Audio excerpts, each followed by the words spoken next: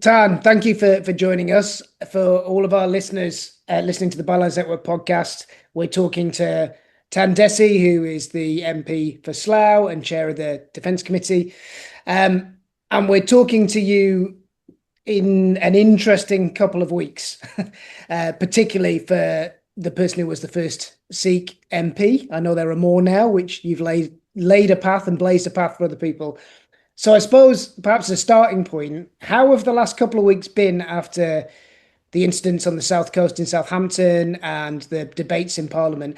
And I guess particularly, tell us what you said in your speech, because what we saw as the public on many broadcasters was the start of your speech, you getting interrupted and then not the end of it. So it would be great to know the fullness of what you said.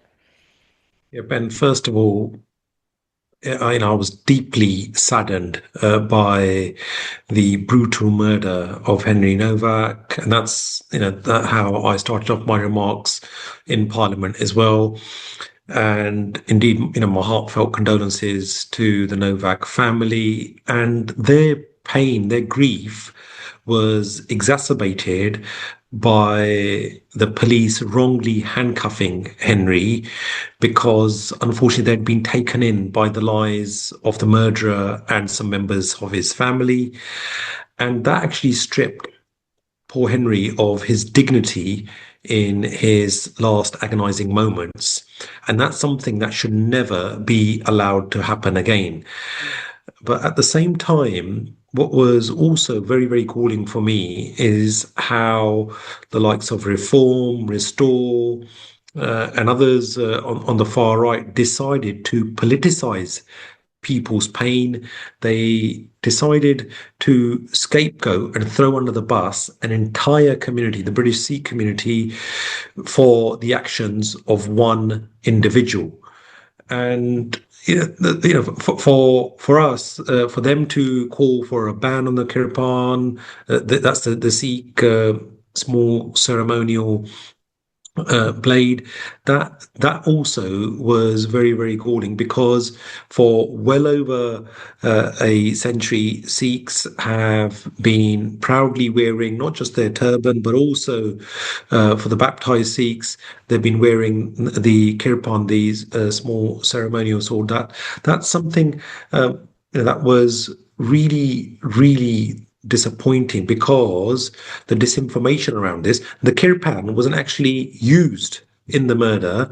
What the murderer used was a very lethal, long, large blade, about 8 inches long. It's called the Pesh Qabz. It was an Indo-Persian blade that was used, and the lethality of that weapon, by the way, which used to be used in battles in wars centuries ago, it was designed to maximize internal bleeding. That's why poor Henry didn't actually stand a chance. But the whole debate, the way it was characterized by those on the far right, they tried, despite the very dignified, the remarks of Mr. Novak, the family, that they did not want Henry's death to be used to create further division or hatred or tension.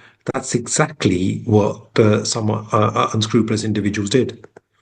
Absolutely. And thank you for the whole of that wider context and history as well. So I think that's really important and a really kind of balanced view of it, and really important for people to hear everyone, I think, start with that perspective of grief and shock and sadness and reaching out to that family.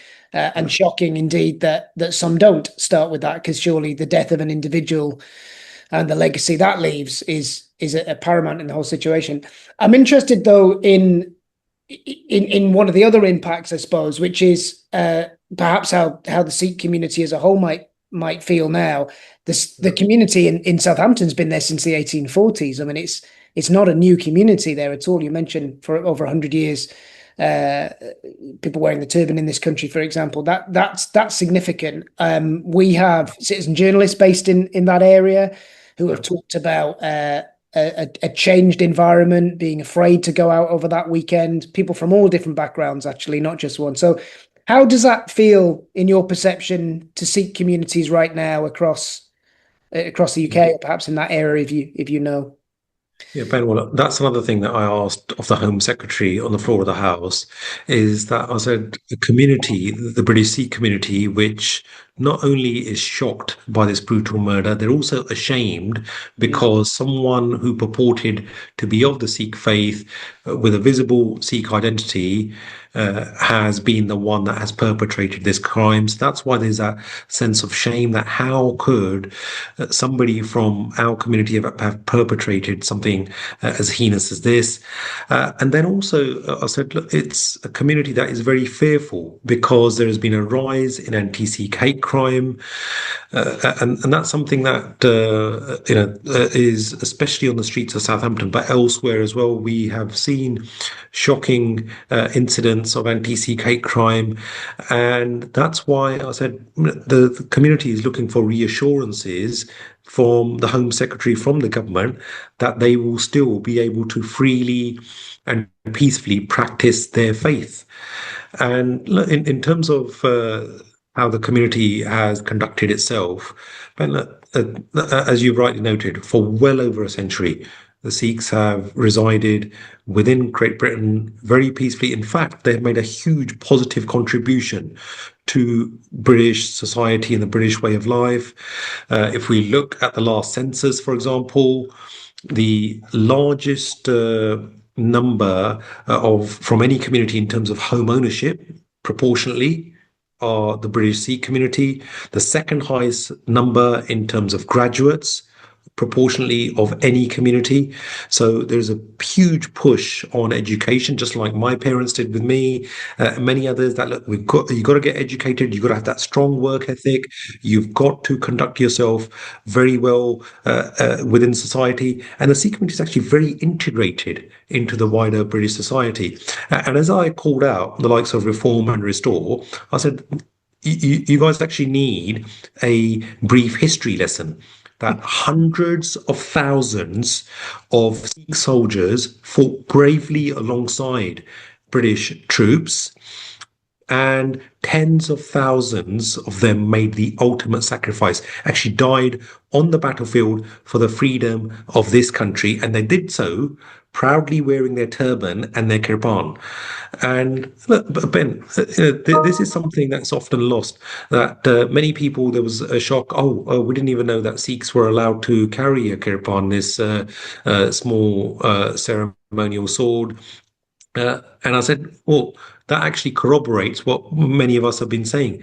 How many incidents have there been of the Quran being used dangerously, offensively? Four-fifths and now full. And these individuals have made one incident where the Quran wasn't actually used into something that they tried to portray, not just something against the police, and then they made accusations against the police, but it was also against one community that they wanted to stop them from being able to freely practice their faith. And that's why there's a lot of fear and a lot of concern around. And I thought that that's exactly what the British Sikh community, they were looking for someone to be able to take a stand and face up to these individuals who are looking to divide communities. And as I said to them, don't worry, we see you and we are strong enough to fight against that, because we're not just going to stand aside while you engage in your disinformation and misinformation and try, despite the wishes of the Nowak family, trying to instigate riots or trying to get increased tension.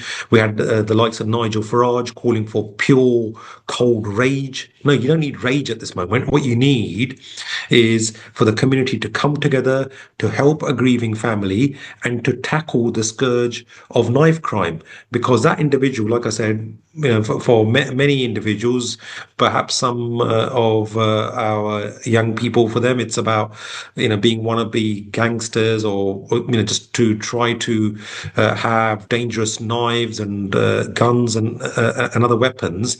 We need to tackle that issue. And that's something that I have been serving in Parliament as the MP for Slough over the last 9 years.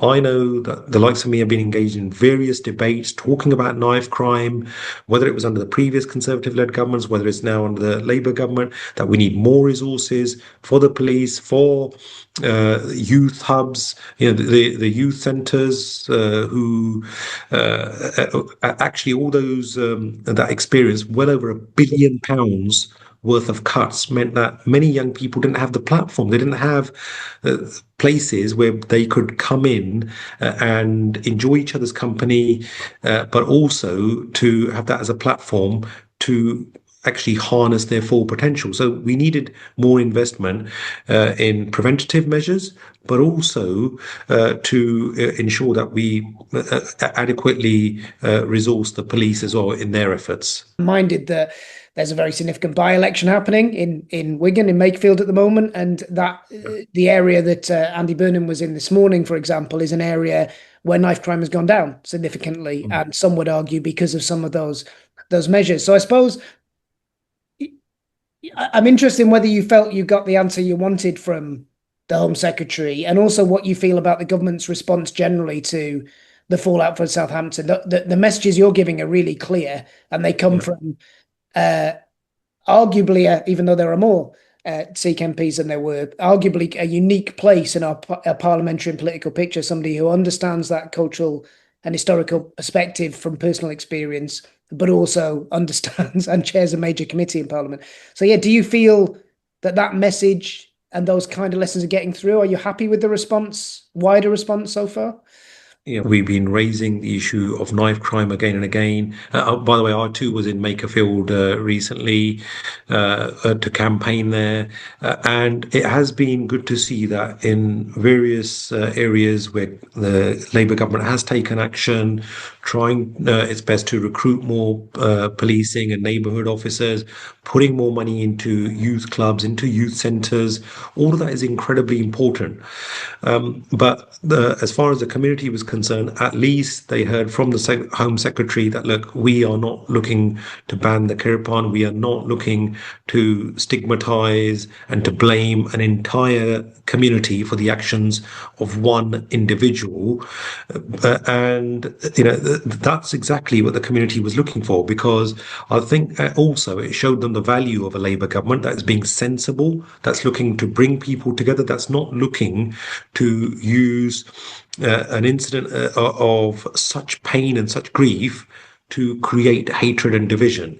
And that's what I would request the government to do, is to make sure that they are working with all communities to ensure that everybody is able to freely practice their faith. But at the same time, we need to tackle the wider issue around knife crime, or whether that's the increase as we've experienced over recent years in terms of violent crime. There have been issues around mental health provision for many individuals, especially young people. I know that the government has embarked on recruiting 6,500 mental health nurses. That all of that is very, very important, because we've got to take this holistically. But at the same time, we need to be aware as a society of those that are unscrupulous in the way that they are going about every single thing. Either is to blame the immigrants, or is to blame minorities, or is to blame migrants.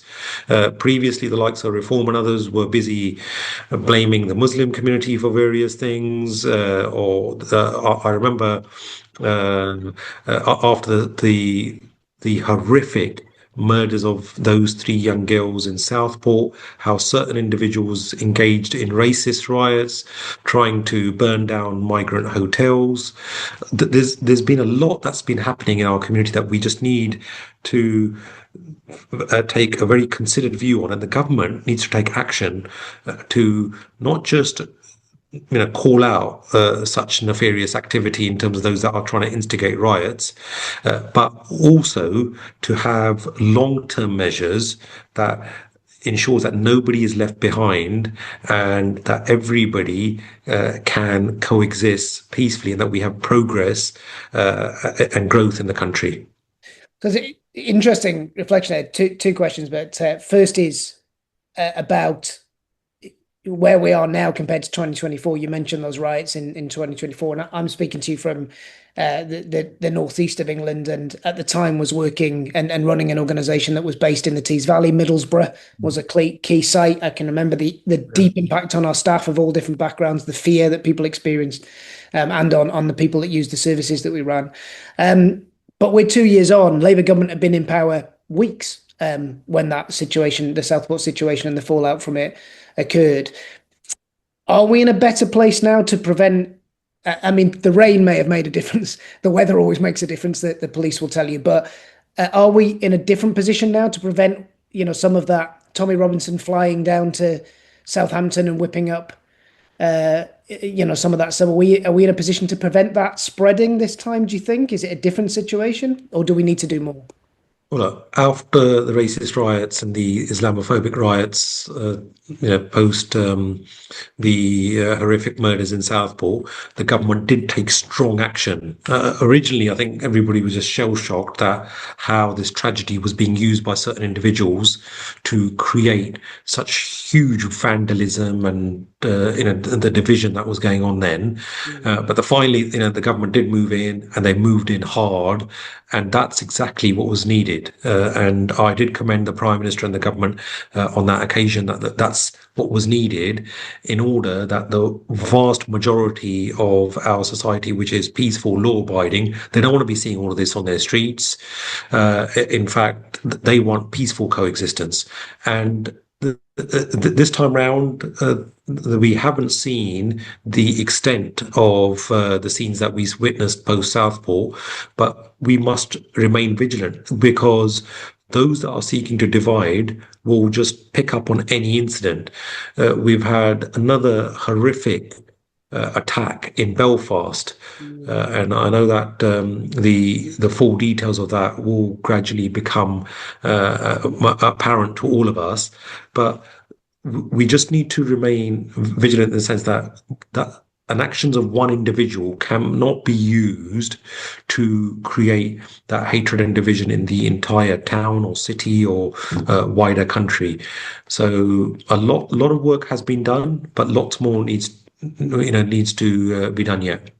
So I'm interested in, it's my second question on this really, is that fascinated and heartened, I think a lot of people were, by the response of yourself, the quick response from national leaders of the Sikh community in the same kind of language and tone that you present today, grief, sharing the grief of the family and respecting their wishes, and also talking about the wider social context in a really meaningful way. And you talk about that integration, that history, that contribution that Sikhs have made to British society. Are there lessons in Sikhism itself that could help us with confronting some of those divisions that others would like to exploit? Look, first of all, the community, as you rightly said, was quick to condemn the murderer. In fact, by the way, something else, Ben, that a lot of people might not be aware, the murderer was actually evicted and banned from his local Sikh Gurdwara. So that the Sikh temple in Southampton, and they had flagged up with the authorities the violent nature of the individual, and they stopped him from coming and intimidating anybody in that Sikh place of worship. So that is a matter of record. This was several months before, what actually occurred in Southampton in terms of Henry Nowak's murder. So that's the first thing. And secondly, the community, they've been actually holding prayers. There've been vigils for Henry, because people were just so shell-shocked that this had happened. They wanted to show that solidarity with the Novak family. And also, as I said on the media round straight after the day of the sentencing as well, that we want to make sure that we pay gratitude to the Novak family. The grace, the poise with which his father conducted himself. Some of us were listening intently to his every single word. And the way that he said, look, I want the community to unite. I don't want this to be misused, the tragedy that has befell our family to create hatred or division or tension.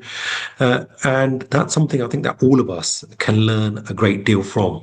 In terms of Sikh values, the values of sharing with others, that's something that the Sikh Gurdwaras, the community, we saw that during the COVID crisis. We saw that when we had floods in the southwest and other parts of the country. The Sikh community were always at the forefront of providing free meals, going out there, helping the wider community, because that's what is ingrained within the Sikh faith. And something else that I wanted to point out as well, Ben, that others have wrongly try to paint this as an aspect of gender-based violence, as in violence against women and girls. There have been remarks that have been made by former MPs which couldn't be further from the mark.